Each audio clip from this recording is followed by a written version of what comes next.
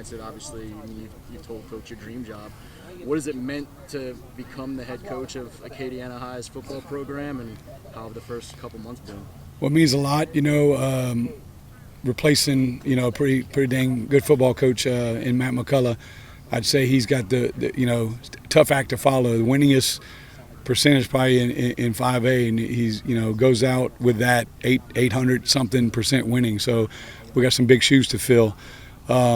But as far as, Acadiana, I love Acadiana. I bleed green and gold, always have, and we're going to give it everything we have to, keep this tradition going. The standard is set. It's just up to us to try to maintain that push and make sure the kids are living up to that standard. When you think about your opportunities to lead programs to this point, and I guess kind of take it back a little bit to when you got that first opportunity, what has been maybe a biggest lesson or a couple of things that have stood out in terms of lessons you can take from past stops that obviously now, 14 years of head coaching experience, all the years as an assistant, that you maybe approach things a little bit differently? Well, I'll say this. It takes, a whole lot of people to make a program go. And certainly not doing this by myself. We've got some great coaches. Our principal is firmly behind us. And to me, that's the biggest thing, is that you have support. And some people talk about support, and then some people give support. And I just feel like, our principal, our school board people, members, and our superintendent are definitely all behind what we're doing here at Acadiana, and they support everybody in this parish. But to me, it doesn't get much. It's the best I've ever been a part of, and I think we got everybody on the boat rowing in the same direction, and that's not always the case.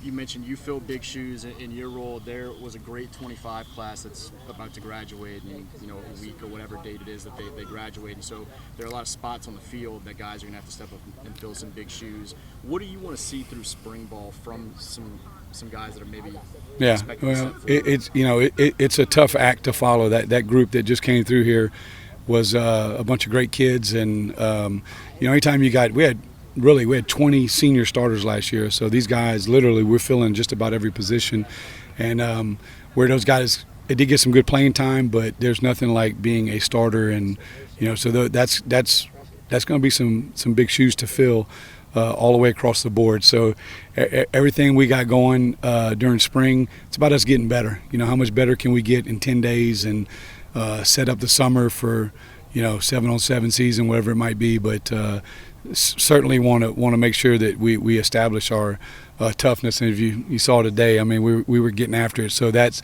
going to be there. Now we just got to kind of refine and teach these kids, the ones that haven't had that experience, and just kind of get them up to speed on what it is that we do.